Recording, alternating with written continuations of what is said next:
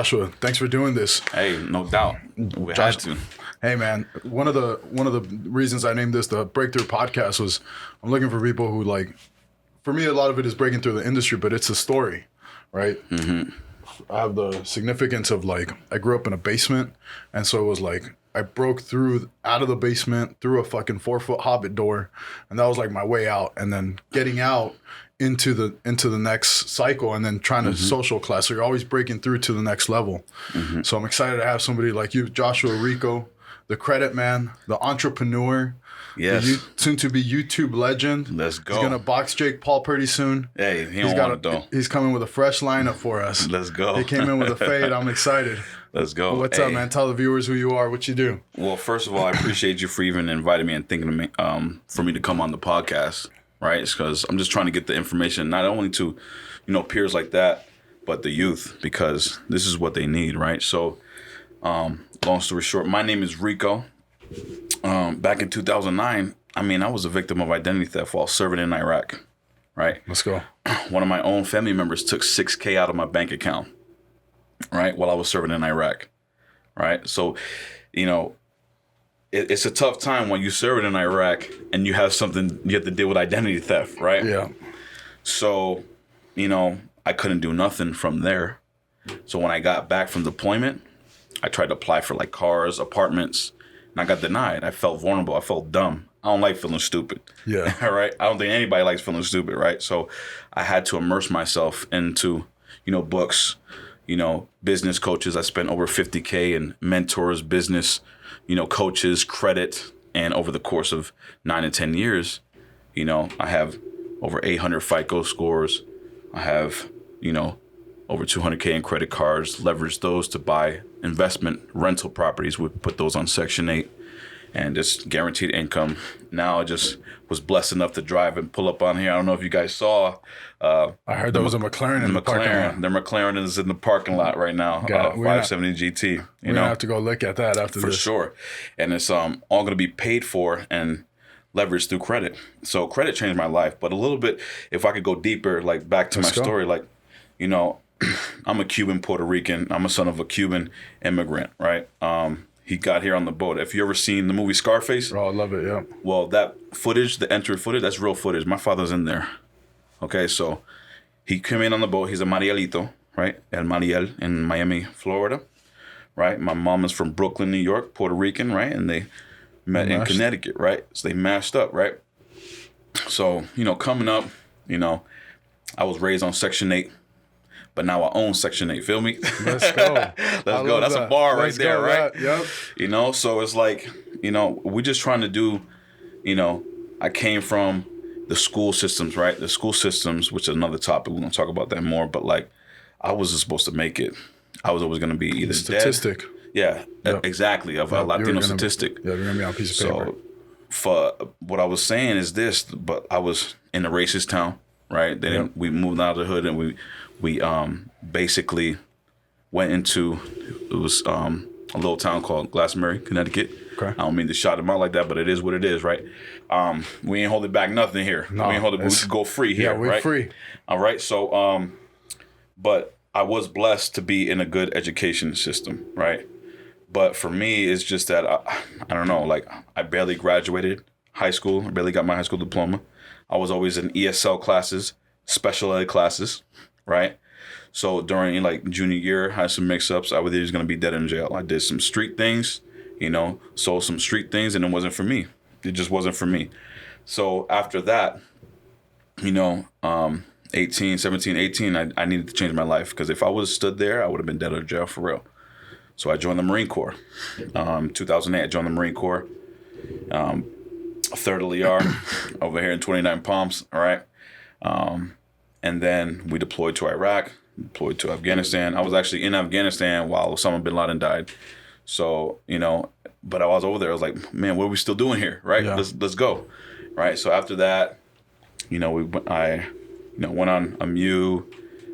A MEU is one of those things where you go on the boat and the ships, and we go to Okinawa, Korea, etc. Had a good time, but I knew that wasn't the long-term play for me. The long-term play for me was be my own boss, be my own CEO, own, something. and make money while I sleep, make money online. Yep. Right. So I got out the Marine Corps. Unfortunately, I still got brothers in there. Semper Fi, Ra. Right. Comment in the section below if you're a Marine. Semper Fi, tap in. All right. But so when I got out, I didn't know what to do. But people don't know that. A lot of people don't know this about me, but I was a music artist. I was a music artist as well. Let's go. I did reggaeton. I did hip hop. Right. And trust me, I still got bars. I still got bars. You just hit one. Nah. You just hit one. Exactly, right? You just hit one, yeah. So what I'm saying is like, I had a talent in music, but music wasn't paying shit. Nope. Music don't pay shit. If you think about it, the artists, they don't get money. Now they're making money through businesses and sponsorships. They always have. I'm on some Jay-Z shit now, like, own the property and stuff like that, right? So, after that, I would be at clubs, and now I had a son on the way. Joshua Rico Jr., right? And, I was with who was not my wife, my daughter, right? And I decided to get into MLM, right? Yep. Multi-level marketing. I'm pretty sure everybody who's probably watching or knows somebody who's done the MLM, the pyramid scheme, right? But I was a hustler. I've always been a hustler, right? I needed to get a way to see how I can make money online. So what was MLM? Organo Gold, the coffee, which is, in my opinion, by far the best coffee still to this day. I ain't gonna lie, right? Yep. They gonna need to send me a check after this, right? But that and Wake Up Now and Advocare. Okay. Didn't work, but I will say this: they changed my mindset. They introduced me to The Secret, Law of Attraction. Yep. Right, which everybody should watch. Think and Grow Rich by Napoleon Hill. Rich Dad, Poor Dad by Robert Kiyosaki, Cash Flow Quadrant by Robert Kiyosaki. You see what I'm saying? And the list can go on. But I started to learn the importance of personal development and what the mind can do, right? Yeah. We've been doing it all along, but, what the mind can do. And when you immerse yourself in affirmations, and till this day, I still wake up and go to sleep with affirmations every day. That's huge, man. What is your affirmation every morning? I am a millionaire. I am a millionaire. Whether if I want to, it's manifestation. Yeah. That McLaren that's sitting out there, I've worked hard for that. It might have took a couple of years, over 10 years, but people would see me. It's about consistency and persistency. I ain't gonna stop until I die. Yeah. And even after I die, I'm coming back as a spirit. Like, what's up? Yeah, we still going. You know what I'm saying? So, my thing is consistency. I'm not gonna stop until I get that goal, right? So, the affirmations. There's a bunch of other affirmations, personal development, Eric Thomas, Tony Robbins. Ooh, I mean, the list can go up, Yep. David Goggins, You were saying your story about you being in Connecticut, racist high school. I was like, oh, he's gonna David Goggins me right now. Yeah. Going to the military. Yep. So it's like, I feel his story. I relate to a lot of those people's stories, right? So, after that, I didn't work after that. So, I'm a veteran, so I use the GI Bill. I would go to schools just to collect the check, see, do I like this industry? No, I don't like that industry. So I went to college, National University, using the GI Bill. I mean, it was covering the bills. I said, I'm going to go in business. I always want to do business. Let's do business. But let me ask you something, bro. Like, how is a teacher going to teach you business when they ain't a millionaire themselves? No. You see, it's ridiculous, the school system in America. No offense to the teachers. Listen, teachers are the most underpaid. They are the most underpaid, and I got love for them. Wonderful, yeah, nothing but love. But God damn it, like, you stick in academia because that's the easy route to take, and that's kind of like what you're bred and taught. Mm-hmm. So like, even like growing up in the hood, like, you're successful if you went and became a teacher. You got the 4-year degree, you got your credential, and now you got a 60G a year job. Yeah. How are you going to teach business when you're struggling to get through? Exactly. I can remember one teacher that really, for me, it was like one teacher invested in me and said, this is what you need to do. Mm-hmm. But homeboy was like a high-level executive at Smart Final, bought multiple houses before he went to teaching. Mm-hmm. Now he's teaching for passion. That's a different dynamic than people who are in there because they're going to make even if you're a professor, you're making 150 G's. That ain't shit. Yeah. That's, depending on the real estate transaction, it could be 10 transactions or it could be one. Yeah. And like I said, no offense to teach. I love teachers. Yeah. My kids are in school, but like, I'm talking about in business. Yeah. If you haven't reached $1 million, and this is America, it said make $1 million. You know what I'm saying? If you are not financially free, then how am I going to be learning from you? You see what I'm saying? How am I going to be learning from you when you're struggling? I like to go, and a good mentor, Ty Lopez, said, always reach to the top. If you want to learn something on money, go to the Warren Buffetts. Yep. Go to the, Elon Musk's and stuff like that, right? You want to learn money, right? Yep. Learn from the top. You want to learn basketball, who you going to think of? Well, my era was Michael Jordan. Yeah, you know what I'm saying? I'll go with Kobe, but Kobe's good too. Yep. Kobe's good too. The Kobe mindset, let's go. And Kobe's mindset too. They both had that mindset, But my thing is this, so after that, after the MLM, I started to try and see what was going to be my niche, what was going to be my avenue. Music didn't work, MLM didn't work, so I ran into an opportunity. It was phone flipping, right? I used to actually. I ran into a course. I invested into a course, and it was my first success in making money online, right? So I used to flip phones on eBay, right? And it was pretty good. It was pretty good to where we had the chance to move over. We were in Yucca Valley, right, California. Oof. You know where that's at, near Joshua Tree, California. Yeah, we lived there. Oof. Yeah, yep. Hot as hell. I'd be sweating too, right? Yep. But there's nothing there, so I couldn't expand. You know what I mean? So we moved down here to Temecula, and boom, we was doing good until the phones started to slow down. Competition, it got saturated, etc. So when you say phone flipping, what does that mean? So for example, you ever go on Craigslist and say we buy phones cash? Or you ever seen ads where it says we buy phones cash? I've been a long ways from Craigslist. Yeah. I'm old school, right? Those beepers when I was on Craigslist. You know what I'm saying? Payphone era, right? So what we used to do is we post ads on Craigslist or Facebook groups or Facebook Marketplace, Fiverr, etc., right? Yeah. Or OfferUp, And what happens is you post ads, and really, I'm still getting leads till this day, right? But that's not my niche no more. But the thing is that people, they're in a bind, they need groceries or anything like that. They will sell valuable stuff, right? It's like a pawn shop. But I knew one of the highest selling products was iPhones, MacBooks, Samsung's products.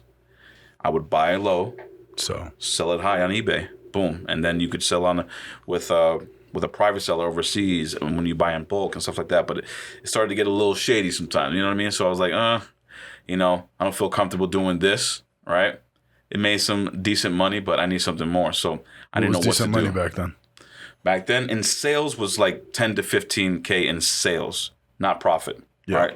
So it was average about 30% profit, right? Per month. It will go up and down, but you would need to hustle for it. Right, you need to. That's a lot of hustle for. It's a lot of hustle. Yeah. It's a lot of hustle, right? But from there, I was like, man, what am I gonna do? So I was like, you know what? I know how I've been, and I didn't bring this up, but I know how to cut hair. I'm a barber. I'm still a licensed barber as we speak today. That makes sense. So, and by the way, I'm one of the best barbers in the country. So I'm gonna just say this to the audience right now: your barber ain't touching me. We can go at it, right? So literally, it's documented. I went to school in Paul Mitchell. Okay. And we had something called caper, right? And what caper is, you have to sell 50 bags to go to an event, nationwide event. We went to Disneyland, right? Okay. And there was a barber competition, and only the students around the nation would, at different Paul Mitchell schools, would have to go there and compete. I took first place. Let's go.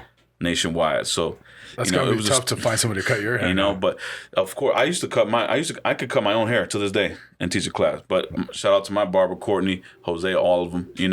But I'm from Connecticut. That's the Super Bowl of all barber battles, right? Connecticut, we're one of the most talented barbers out there. I'm just being real, right? My boys in LA would say, "Hold my clippers." Yeah. I'm just saying. They'd say, "Hold my clippers." They would get it. They would get it. You boys LA. I'm just saying. But yeah, you know what I mean. So the thing is that after that, I won that battle from Paul Mitchell, and then there's something called Mow Down over here. It's a local event in California. We used to hold the event on the Queen Mary up there near the bay. Let's right? Go. Yep. Took first place in that. Won $1,000 check. I won some free shears. So. And then I got licensed to be a licensed barber, right? But check this out. This is where everything turns, right? I know we talked about my story when I was in Iraq, right? But so I always had a credit knowledge, and we're going to circle back to that. But, after I got a licensed barber, it was January is when I was licensed of 2020. Okay. All right. Boom. Now I was like, what am I gonna do? I need money, income. We need to open a barbershop after this. So I went to look for a job. Yeah. I went to look for a job over here in Temecula. So I got a job. No way. And what happened in 2020? COVID happened. So what did they tell people? They said, look, you can't come to the shop no more. You can't do this. Yeah. You can't do that. Right? I didn't care what COVID said. If you ask me, it's all a bunch of bullshit. All right. Hey, Sheriff Bianco said, hey, Temecula. Shout out to Sheriff Bianco. Yeah, hey, Sheriff, he said, hey, everybody stay open. Yeah. Stay open. I know, didn't miss a haircut. It was BS, right? We didn't miss a haircut. The gyms were open. Yeah. So I didn't leave Temecula. But check this out. I couldn't go to the shop, but I've built a network already. I built a name in the barber industry. You know, I'm connected with celebrity barbers. I know Biggie and Tupac's barber, like for real. That's sick. Shout out to those barbers who are on the platform, celebrity barbers, etc. But I knew that was one of my passion, right? I'm nice at it, very nice at it, but it's still, you have to clock in for work to create money, right? So, and by the way, I used to charge $350 for a men's cut, and I used to get paid it. Yeah. So, you know, house calls, etc. And if you guys still need it, the price is $1,000 now. That's insane. You know, but anyways, don't really cut no more. But I was like, what am I going to do to make money online? I said, you know what? I have a skill. And that skill was credit. Okay? This is where I started to get the goosebumps, right? But that skill was credit. I was like, okay, I could teach people how to fix their credit, or I can fix people's credit for them, while I just needed a software. And then I found that I was, you know, searching 2 o'clock in the morning, searching on the internet. And I got retargeted on some ads. Yep. From a software company that handles credit clients. And I was like, this is it. I looked at my wife and she has the pictures and everything like that. I was like, babe, we're going to be rich. Right. So the rest is history. I started, you know, fixing people's credit. I fixed my own. I fixed my brother's. I had the receipts to show. I'm the receipt king. I like to show results first before I charge anybody. Right. So I was like, hey, let me get a couple of people that I want to fix their credit for free. I got a list for you after this. Yeah. You know, you said you got a list for me after this? Fucking list for you after this. Hey, we gonna talk. But yeah. So I said, let me fix their credit for free. See what happens. Boom. The first month. Oh, I got this collection removed. I got this charge off removed. I got this bankruptcy removed. I got this eviction removed. I said, we got something here. Hey, real quick, post that on me on your social media and tag me real quick. All right. People started hitting me in the DMs. Hey, can you fix my credit? Yes, for the fee. Now, 2 years, I have over 200 clients currently. And every day, like, I have a team full of 4. We just hired somebody today. And they run my company. And, you know, I'm still overseeing it. I'm working on the business. What's the name of the company? Approved Repair. Approved Repair. Right. So, and now I'm coming up with a coaching academy, right? Coming soon. Stay tuned. So, we're still, you know, working the kinks out. But, you know, we're teaching people how to fix their credit and leverage their credit and build credit. Now, like I said, I have over 800 FICO scores across the board, Experian, TransUnion, Equifax. And now I have over 200K in credit cards, business credit cards, right? And we leverage that to buy assets, cash flowing assets. I just picked up my first property over there in Cleveland, Ohio, right? How much? 75K. Oh, God, let's go buy that right now. Yeah, cash. I bought it cash, but I did a little play. I did that all through business credit cards. Yep. I didn't even use OPM, right? Other people's money. We use other people's money, right? So it wasn't my money. Now I leverage that through credit cards. I have a way that I'm going to pay that with a loan back. So I didn't really spend any money. It's a little complicated. We can get into it deeper. But the thing is now, I'm putting a Section 8 tenant in there, and Section 8 is guaranteed. You can have a Great Depression, you can have a recession, yeah, or a boom. Whether it's up or down, you're gonna make money guaranteed every month. So, you know, I'm gonna jump in here. I'm gonna interject. Yeah. Now you're in my world, right? So, I'd have to see the play. And then you and I can have a deep discussion offline on how that play works and how we can leverage it in different positions. For sure. Section 8 is is money. People don't want to play with it because they're scared of it. Yep. Because they're scared of the tenants. Those are going to be some of the best tenants that you're going to get because they're appreciative of it, assuming you have the right ones. You're guaranteed the income from the government, right? Then it's just finding the properties. But when you're going into Detroit, you're going into Cleveland, you're going into Baltimore, some of the more underserved areas. I just picked up Atlanta. Atlanta's booming. Yeah, so we just and that's the money ball.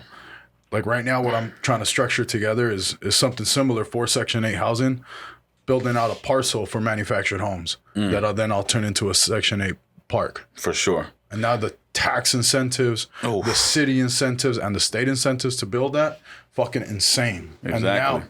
And now you're going to Sizzler. Exactly. So my add on that, I actually also invested into a wholesale company. So we wholesale here in California too. This is all through business credit. So I opened up a wholesale company. I partnered up with wholesalers, right? They're leveraging that. All I have to do is front the marketing money, right? We get checks and those big spreads. Obviously, it's California's big spreads, right? I put that on the down payment on the 20% down on these houses. And that's what, 16 grand to 22 grand? I mean, you can shit that with credit cards, but the wholesale fees are paying for this. So now it's like a circle, right? So I'm getting into different things. There's trucking businesses, there's wholesaling, there's real estate. But I know my end game is real estate, right? So when we grab enough, you can either liquidate it or you can start going to like Grant Cardone shit, big apartment buildings and doing stuff like that, right? That's the end game, right? And then you can leverage it in trust, wills, etc. You know, but yeah, that's the whole thing right now. So you mentioned something too, the tenants. You just have to know how to properly screen, which I know how to properly screen, right? They have to meet this criteria. Just because they're Section 8 doesn't mean that they're bad tenants. Yeah, no, absolutely not. It doesn't mean that they're bad tenants. Everybody's, I mean, I was Section 8. Look at me. All right, I'm driving a McLaren now. Doing it. You know what I'm saying? And investment properties. And those investment properties are going to pay for that McLaren. And, you know, other people are going to pay for that McLaren. And the credit is too. So that's my story. So now I'm starting a YouTube channel. Make sure y'all follow Joshua Rico. Subscribe, hit that bell notification, because I'm gonna be coming out with a coaching academy soon. Make sure you tap in so you can do the same thing I do. What are you gonna be coaching? So everything. The foundation of life is credit, right? Foundation of life is credit. So once you get your credit fixed, once you know how to fix your credit, then you got to know how to build your credit. Just because you got a 750 or a 760 doesn't mean that you're gonna get approved for shit. Yep. Right? I know clients that had the 760. They went to the car dealership. Hey Rico, I'm trying to get a car. Oh, why they denied me? Well, look at your profile. It's about the data points on your profile. You see what I'm saying? Don't worry about the score. Worry about the data points on the profile. What do you mean by data points? All right. So data points, they're broken into, there's factors of credit. All right. So you got at the top, your payment history is 35% of your score. All right. This is where everything derives from. Basically, pay your shit on time. Yep. Every month. Yep. Matter of fact, put installment payments on there, put automatic payments on there, and pay 3 to 5 days before the statement date. There's statement date and due date. All right. Those are two different dates. And obviously, we're going to talk about this more. But a statement date is when, you know, the company, the furnisher, let's say it's 18, or let's say it's a Chase credit card, right? The statement date is the date that they report to Experian, TransUnion, and Equifax. The due date is when your bill is due, all right? Those are two different dates. But have you ever seen that be like, you see a credit score and it's high utilization, which is the next factor we'll talk about. But you ever ask somebody, hey, I thought I paid my credit card off. Why is it showing that I owe this much on my credit? Well, you didn't pay it before the statement date, the reporting date. Yep. That's why it's like that. So you can always adjust those dates and the reporting dates, but you have to know how to properly call the company in and just be like, look, I need to pay this before the statement date. Can we move our schedule around to where I can pay this automatically on that date? And once you change that mindset on how to basically pay before the statement date, your credit is going to be far better. Far better. All right. So the next one is credit card utilization. What's your credit card use? Percentage. This one can get a little tricky. Let me tell you this, right? With this hack alone, I've got people approved for mortgages out here in Temecula. All right.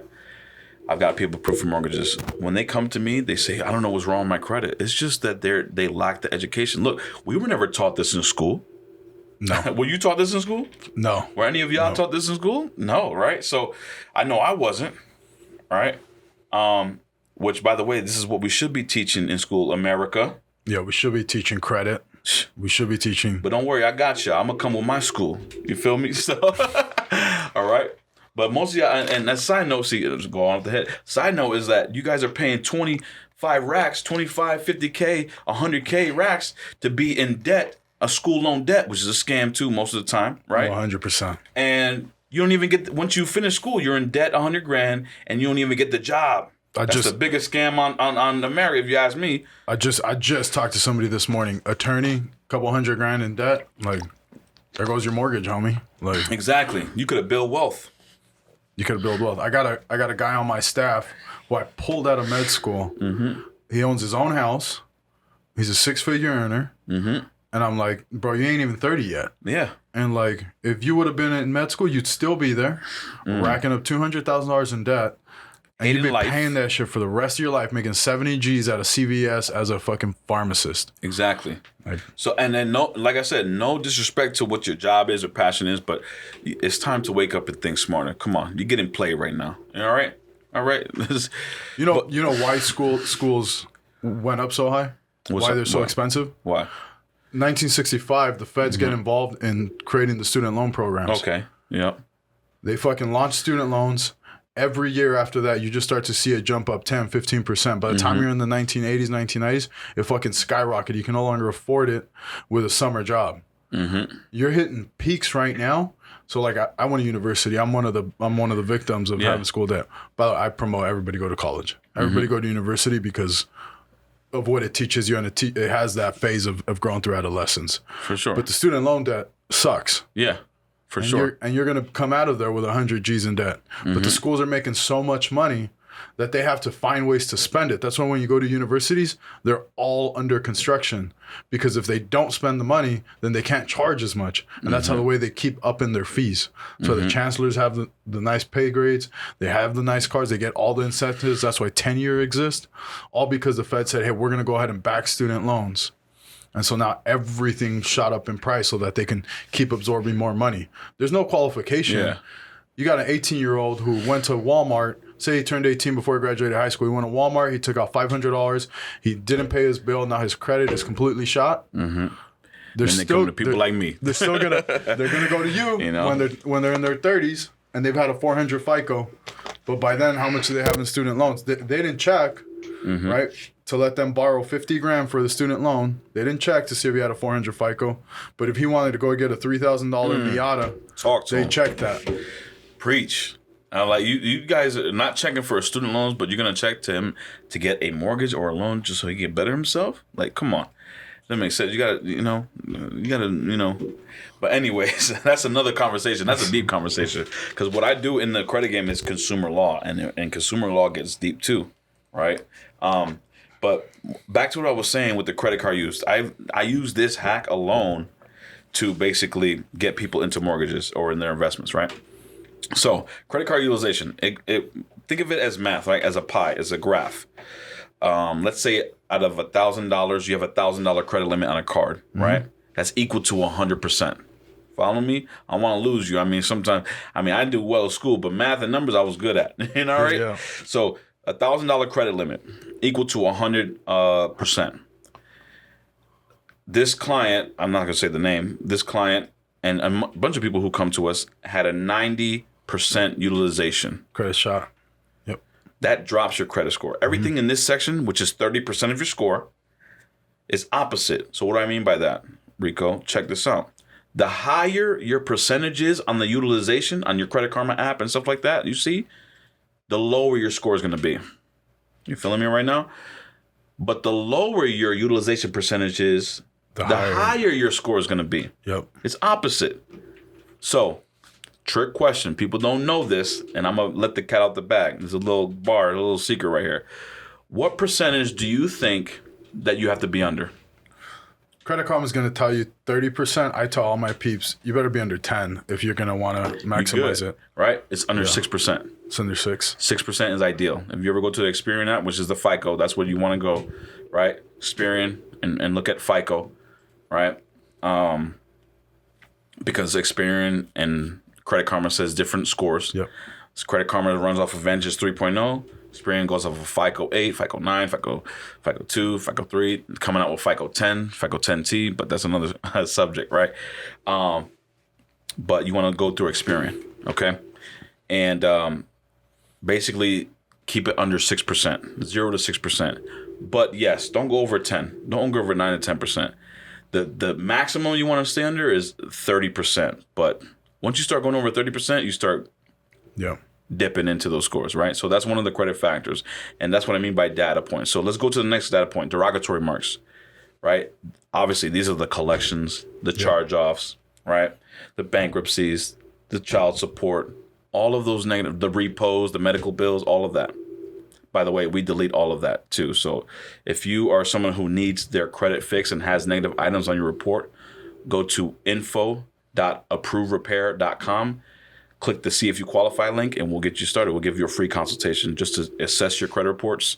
And then we can definitely, how long does it take for I love this question. All right. And I'm going to keep it real. The answer is there's no set date for credit repair. There's no set date for credit. Right. Sally may have just a couple of collections and inquiries. She'd get done faster than someone who has a bankruptcy or child support, right? Yeah.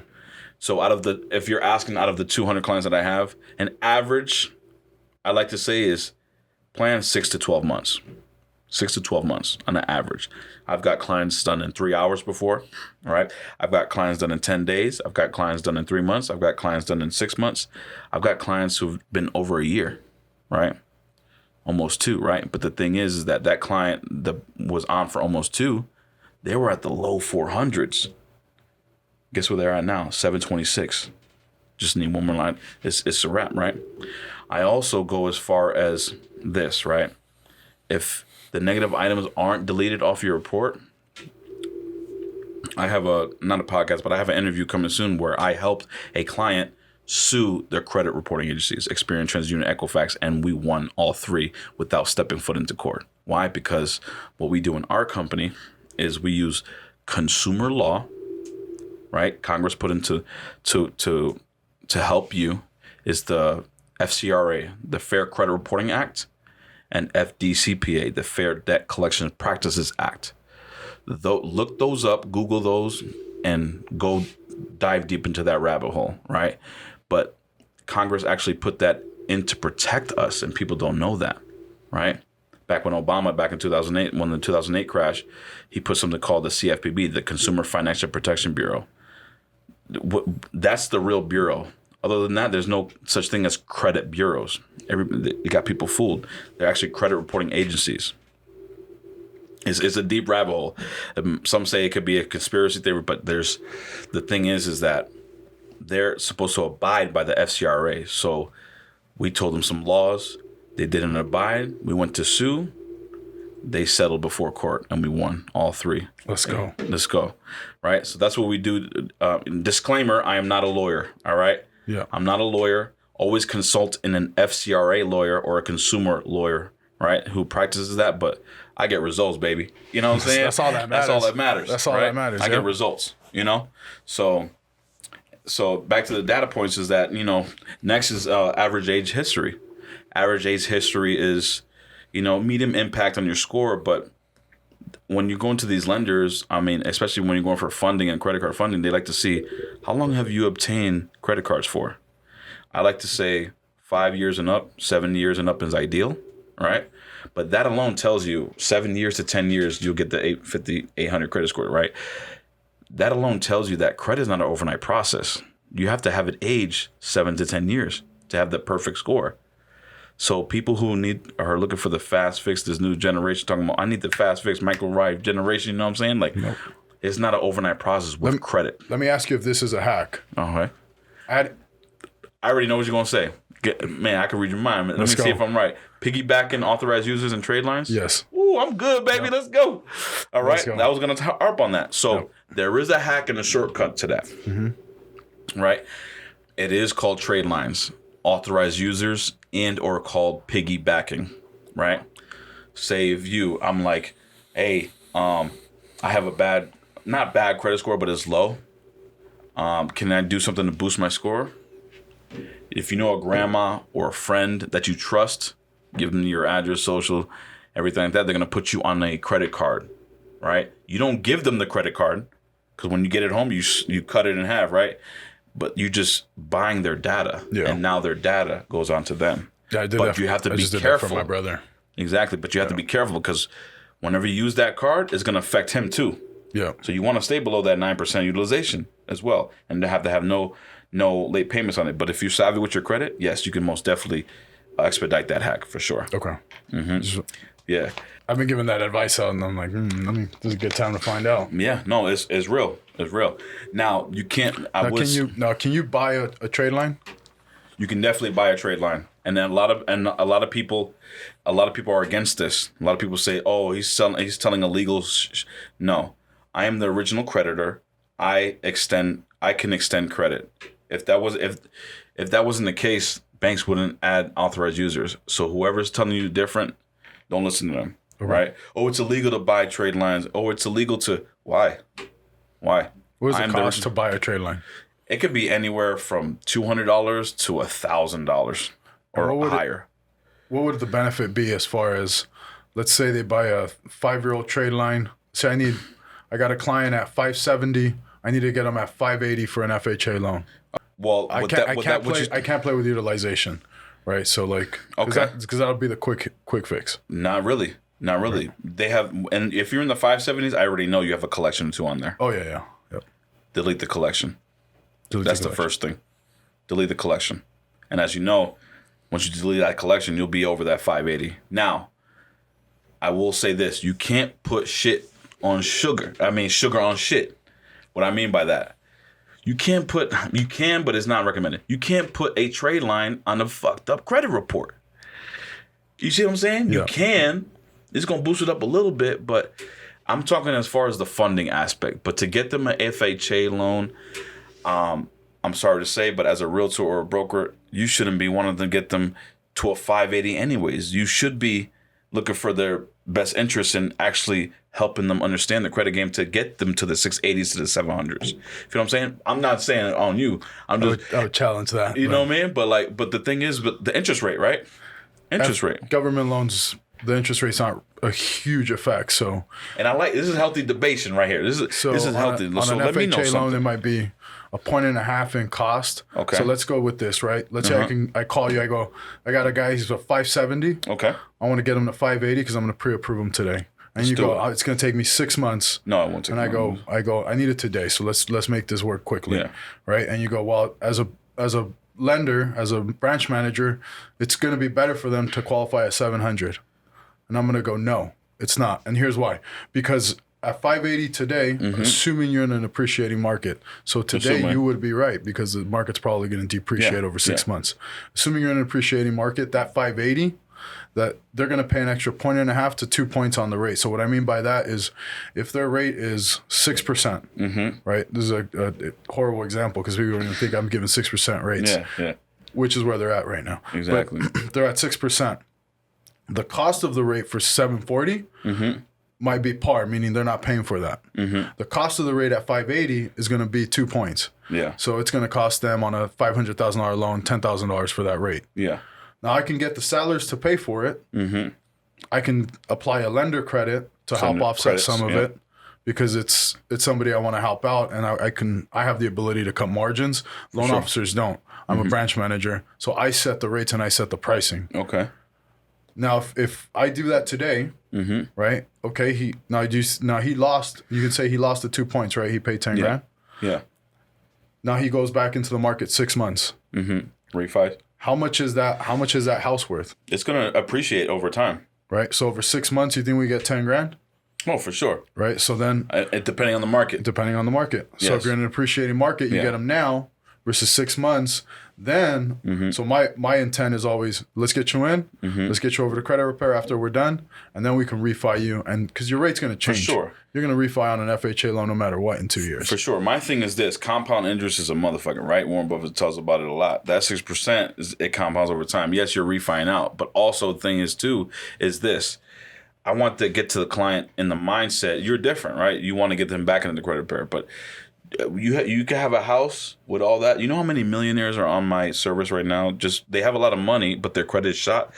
They come. I want them to get it out the mindset. Once you have credit too, and the million, it's unstoppable. So most realtors and brokers and everything like that, they are, oh, you just need a 580. Yes, that's true. Don't stay there though. No, don't stay there. That's what I'm trying to say. Don't get into the mindset. Oh, I can get a 580. No. Because here's the thing, most of those people that you're dealing with, I would assume they're just buying their first homes, right? Yep. Their first house. What about the investors though? What about all that? You know, it's a different ballgame. That's what I'm saying. Different ballgame. But we're coaching them, right? So so a lot of times, so I do buyers consultations for, and if you saw on my door, it said Anchor Up Real Estate. So Chief, Navy Chief, a former drill sergeant in the Marines, 2 guys, 2 vets, realtors. We do a lot of things for vets, right? But when I get a vet in who's active duty, they're 22, they're like, man, I want to get a house. I'm like, you have an incredible ability to become an investor with zero out of pocket every time, because you can just leverage your VA loan multiple times, get a house, get your primary residence, refi out of your VA loan, get it into a conventional loan while you're still living there, and then go use your VA loan on your next upgrade. That becomes an investment property. You got it with zero down. You do that 3 times. Amazing. And you can rinse and repeat with the VA loan. And you rinse and repeat. You know? Exactly. Back to what I was saying, though, you need to have the right coach and the right mentor, though. A lot of these new realtors, right? Oh, but they don't know, because I love realtors. You know, to an extent. It takes 60 hours to become a realtor. And the test, I wanted to piss off a bunch of people. Yeah. So I said, I'm not going to study for your realtor exam. I'm going to go take it. And then I did yoga in the morning of the day that my test was. And I went and took it and was done in about an hour and passed it. Because it was just, it's not difficult to become one. I just wanted to prove a point that you can do it. It's very easy. You learn in the field. You learn in the field. But you learn it talking to like-minded individuals, right? Like I picked up some tips on credit right now. Yeah. Right. And we can go deeper. Trust me. Deeper. Let's go. We can go deeper. Let's right? go. It's exciting with credit repair.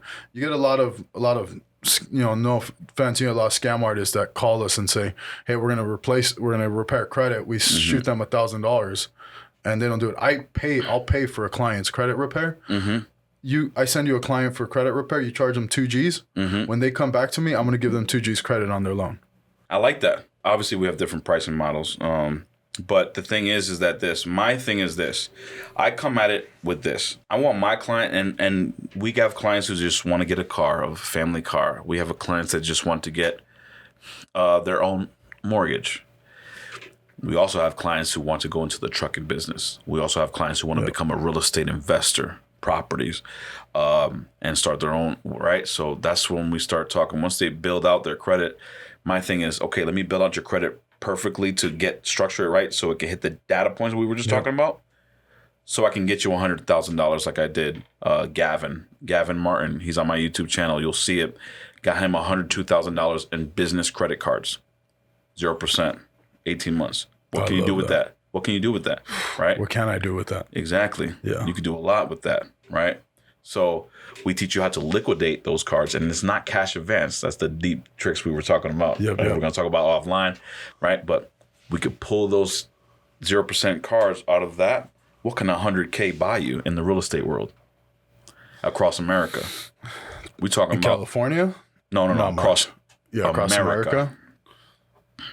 At $75,000, if you only need 20% down to get one of our loans, so. Or an apartment building or something like that cash flows so they could appreciate. Like, come on. I mean, that's what we talking about here, right? It's easy.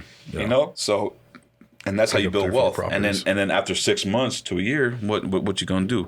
You force appreciate, fix it up a little bit, cosmetic work, sweat equity. Force appreciate, raise the rent on tenants. Boom, you pay that off and you rinse and repeat. Now you have generational wealth. You could just rinse and repeat. And I don't know if you agree with this. You could build wealth off of one property. Your first property is your most important, I think, right? I don't know sell either. it. Robert Kiyosaki. Exactly. Keep your debt. So and which one Debt doing makes now? you rich. So exactly, debt makes you rich, and you can't tax loans. You can't tax a cash out. Nope.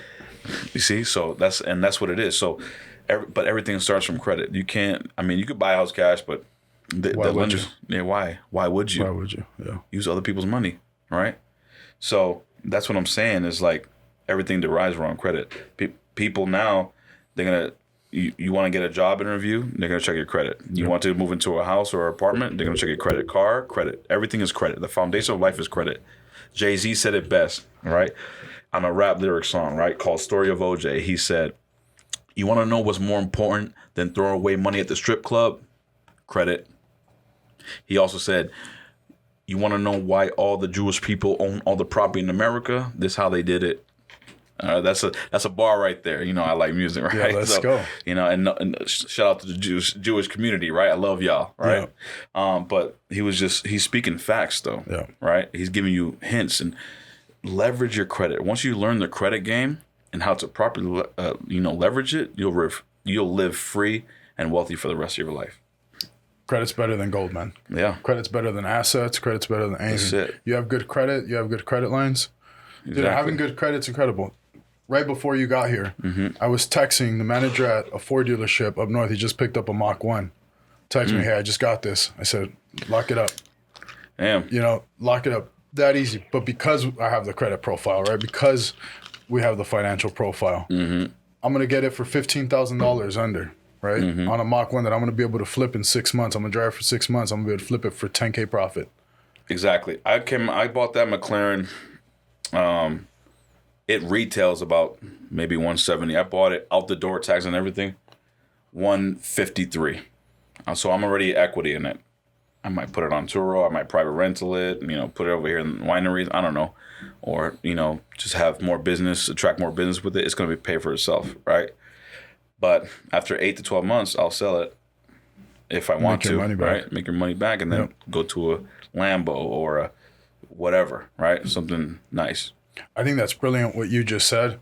You bought the supercar and you just said, I'm going to leverage it. I'm going to put it on Turo. I'm going to put it at the wineries. I'm going to use my car, which most people is a liability. I turn everything into assets. And that you just turned that into an asset. Bro, that's I posted brilliant. It all, and you probably see it in Temecula. That's probably how you found me, Temecula Talk, right? I'm a marketer, man, right? Organic marketer. I posted out. I want to be exposure. I want to have exposure out there, right? So I was like, boom. Everybody, there's some people who are hating on there. Oh, that's a liability. Oh, you're in debt. Okay, but they don't know. I just laugh, right? Yeah. But the Marine in me and where I'm from, I like to snap back because they wouldn't say it to my face. Anyways, look. You can't, bro.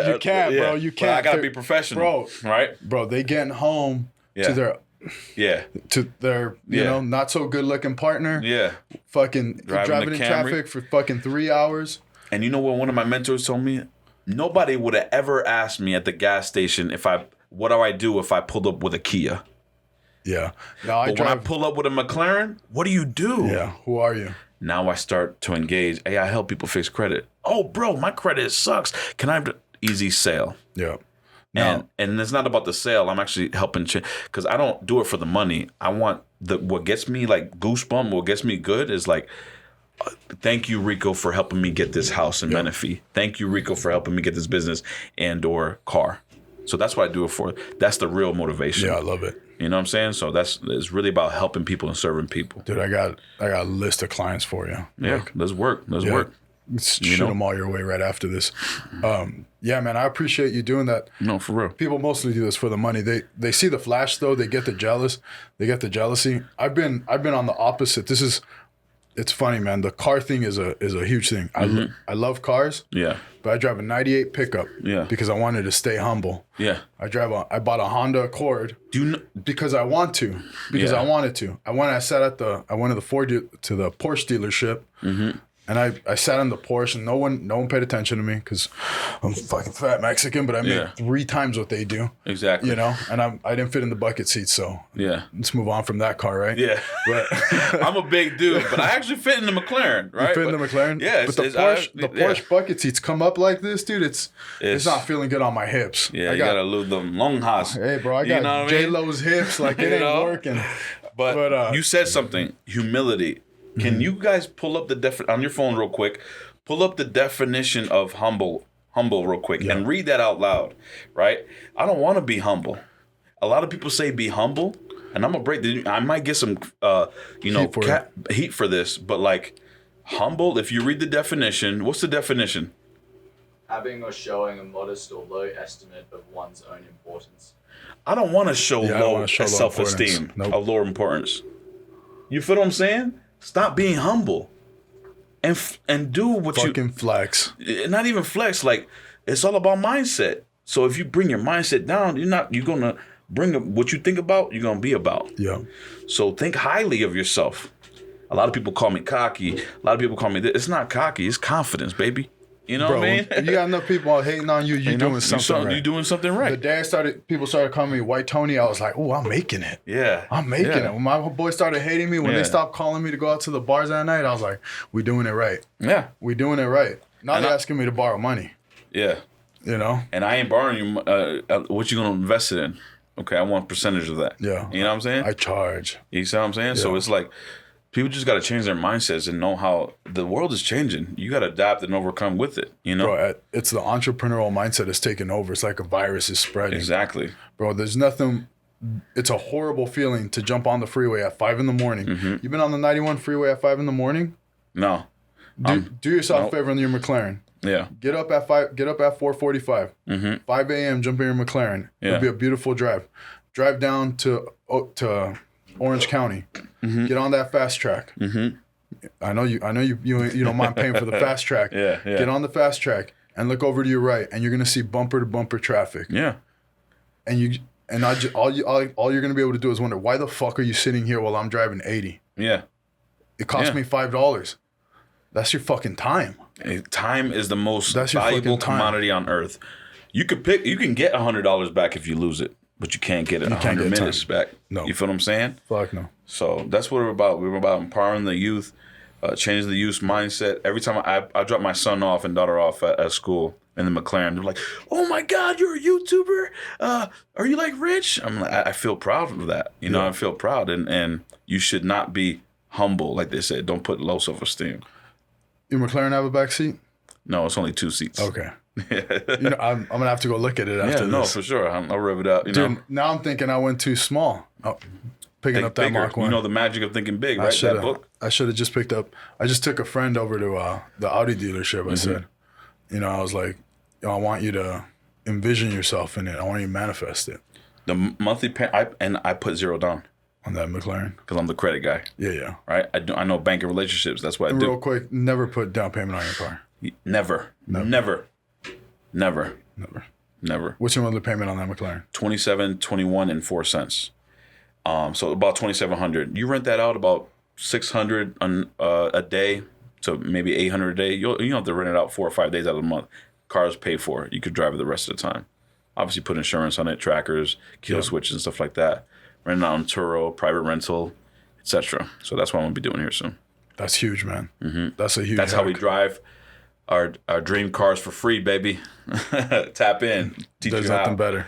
You know. If you want to learn more, where can people find you? Well, they can subscribe to my YouTube channel, Joshua Rico. Hit the subscribe. Yeah. Well, my wife makes this. Shout out to my wife. You know, she's been there since I was broke. You know, so she was the first one to ride in the McLaren. Yeah. I had to show love, right? And my kids, my 3 kids.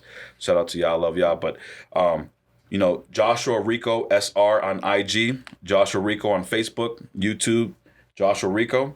And if you are interested in getting a free consultation for credit, go to info.approverepair.com, and one of my team members will reach out to you, and we'll get approverepair.com. All right, awesome. They just fill out a form. Yeah, just click the see if you qualify link, fill out your name, number, email, and we'll reach back out to you. Awesome. Do you need them to have a credit report already pulled? we get all that. You get them all. Yeah. Okay. We can do all the consultation for you. Yep. So if you have one, cool. We'll check it out. I recommend Experian, or we have a third party one that we work with too, as well. Let's go. Let's go. Joshua Rico. It was Appreciate a pleasure, it, man. brother. Thank you so much. Of course. Awesome. Let's go, everybody.